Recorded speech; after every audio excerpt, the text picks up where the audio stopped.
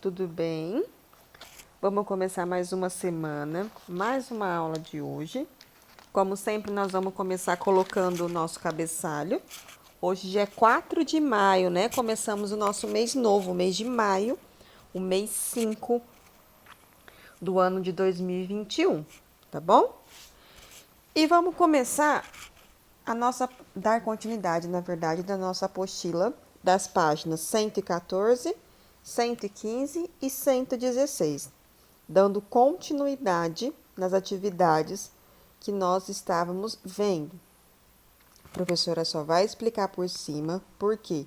Porque são atividades que vocês já viram, né? Como sempre eu falo que é uma revisãozinha daquilo que a gente viu no livro. Então, é umas atividades que vocês já sabem do que se trata. Vamos falar sobre gráfico e vamos falar sobre decomposição de números também, tá bom? Então, nós vamos começar lá na página 114, vamos começar com o gráfico. E tá escrito assim, ó. O gráfico abaixo mostra os sabores e a quantidade de sorvete mais vendido durante uma semana na sorveteria Caramelo. Então, aqui nós temos o gráfico.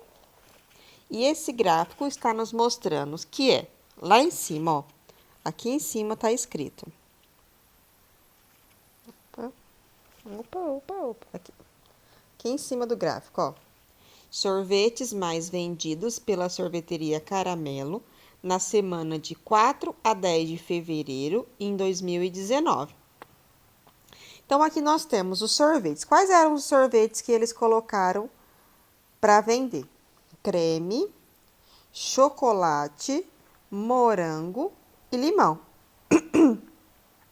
E aqui nós temos quantidade de 50 até 950, que foram a quantidade dos sorvetes vendidos. E aí nós vamos estar analisando esse gráfico. Sorvete de creme, olha só a barrinha do sorvete de creme. Vendeu quanto? Isso, 500. Venderam-se 500 sorvete de creme. Barrinha do chocolate, lá em cima, ó. 950 sorvetes foram vendidos. Morango, sobe a barrinha. Vimos que vendeu 650. E o limão, subiu a barrinha, veio aqui. Foi vendido 200 sorvetes. Bom, analisamos o gráfico, descobrimos algumas informações e aí vocês vão responder as atividades de baixo. Então, observando o gráfico, responda. Qual é o sabor de sorvete menos vendido? Qual que teve menos venda? B. Qual dos sabores teve mais de 900 sorvetes vendidos? C. Quantos sorvetes de creme foram vendidos? D. Qual é o segundo sabor de sorvete mais vendido? Quantos sorvetes desse sabor foram vendidos? Então, vocês analisando o gráfico, de acordo com as informações do gráfico, vocês vão responder essa perguntinha. Na página 115, vamos entrar com decomposição. Componha os números a seguir. Então, normalmente nós decompomos, que aí fica, né, sempre assim, 200 mais 30 mais 4. E aqui está ao contrário, ele já está decomposto e vocês vão compor. 200 mais 30 mais 4. Número que nós vamos formar? 234. Para ficar mais fácil, faz aquele quadro de valor, né? Centena, dezena, unidade. Quantas centenas? 2. Quantas dezenas? 3. Quantas unidades? 4. Consigo formar o número 274, tá? Agora, 2, ó, como se fosse um desafio. Utilizando os algarismos 2, 4 e 7, sem repeti-los, não pode repetir, em um mesmo número, escreva o maior número possível e o menor número possível. C. Os demais números que podem ser formados utilizando esses 3 algarismos. Desafio, hein? Lembrando que não pode ser repetido. número 2, número 4 e número 7. No número 3, vocês têm as quantidades de dinheiro, as quantias de dinheiro. Vocês vão contar quantos tem e vai escrever em valor.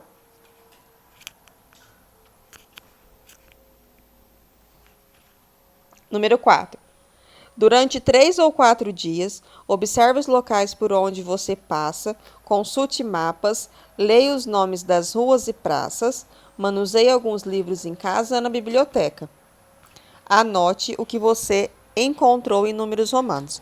Então, como a professora já comentou com vocês, os números romanos eles estão presentes em várias partes do nosso dia a dia. Nos números da casa, quando a gente vai falar sobre século, quando a gente vai falar sobre alguma personalidade importante, por exemplo, Dom Pedro I, Papa João Paulo II, os números romanos eles estão sempre presentes no nosso dia a dia. Então, durante alguns dias, vocês vão estar observando os lugares por onde vocês passam e consultar se nas ruas, nas praças ou em algumas casas vocês conseguem observar os números romanos e vai anotar embaixo quais foram os números que vocês encontraram, certo? 5. Realize uma busca semelhante à indicada acima, neste caso, para encontrar situações do cotidiano em que os números estejam presentes. Anote os números encontrados e descreva em que locais ou objetos eles foram identificados. Então, vocês vão realizar uma busca semelhante, tá? Para encontrar situações do cotidiano em que os números estejam presentes. Anote os números encontrados e descreva em locais ou os objetos que eles foram identificados. Por exemplo, na número 4, vocês vão observar os números romanos. Na número 5, vocês vão observar os números, né? Os números ordinais, os nossos números. Professora, na minha casa tem o número 8. No relógio, eu passei, eu vi o relógio da igreja, lá tem números. A minha rua chama Avenida 2. Então, vocês vão fazer a mesma situação da número 4, porém com números ordinais, números entre aspas normais, tá? Que não seja o romano. 6. Retorne à primeira página deste capítulo e registre a seguir a resposta para os problemas 1 e para os problemas 2 apresentado na lousa.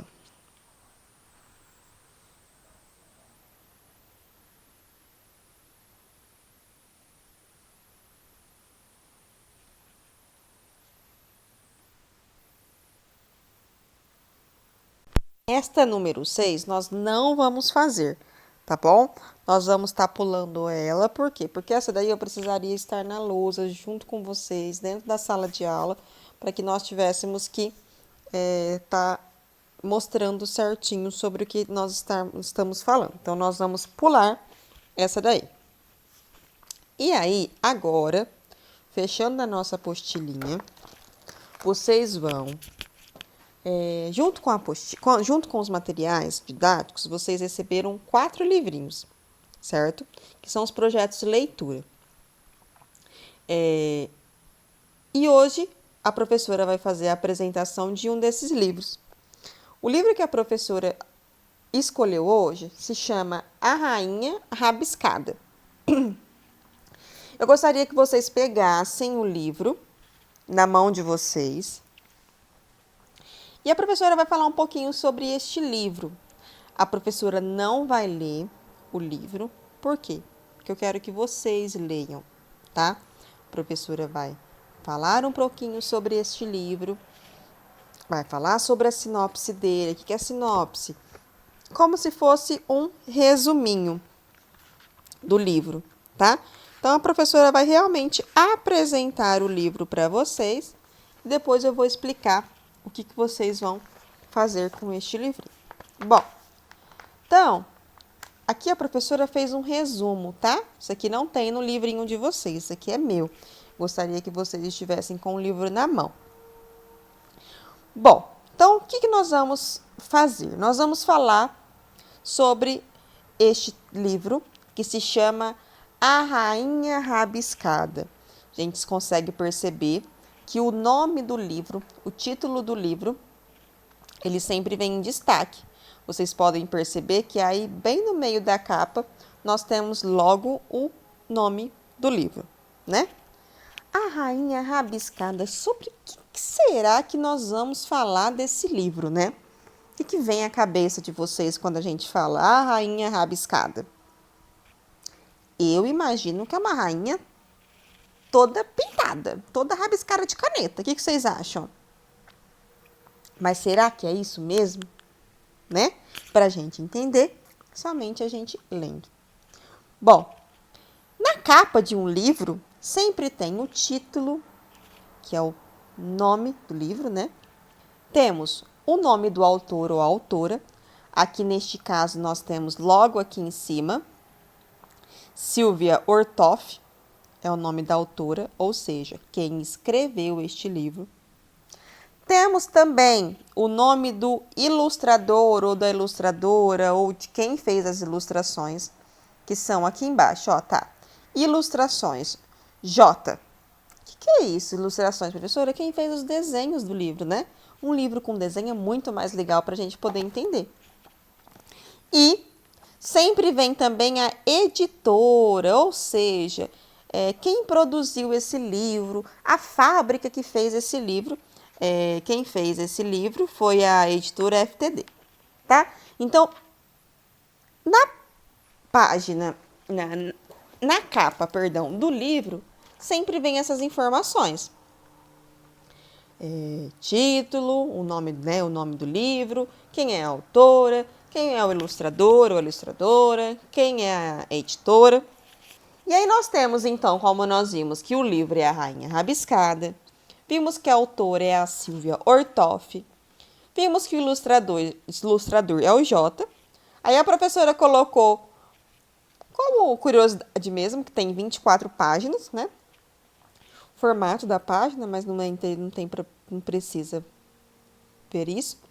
Temas abordados, ou seja, sobre o que vai falar, né, esse livro. Vai falar sobre fantasia, humor e crítica social. São alguns assuntos abordados neste livro. Sinopse. A professora vai falar a sinopse, ou seja, um resuminho, para vocês ficarem com curiosidade de conhecer esse livro. Então, a professora vai ler para vocês sobre a sinopse, tá? A rainha do lápis desenha o seu reino do jeito que quer. Carruagem, montanhas, florestas, uma lagoa, bichos e gente. Mas muito além e com seus lápis e muito bom humor, inventa, critica, transforma, apaga e rabisca de novo.